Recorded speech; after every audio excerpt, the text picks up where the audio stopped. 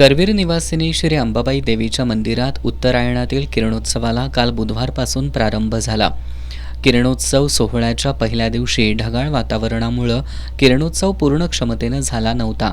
मात्र मावळत्या सूर्याची किरणं देवीच्या हातातील म्हाळुंगापर्यंत पोहोचली होती। आज दुसऱ्या दिवशी सूर्यकिरणं प्रखर असल्यामुळे किरणोत्सव पूर्ण क्षमतेने झाला। आज 5:20 किरणोत्सव सोहळ्याला सुरुवात झाली।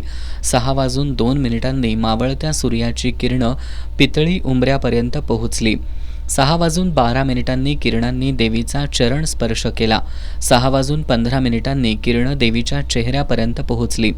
सूर्यकिरणं देवीच्या चेहऱ्यावर 3 मिनिटं स्थिरावून डाव्या बाजूला लुप्त झाली। आज किरणोत्सव सोहळा पूर्ण क्षमतेनं पार पडला।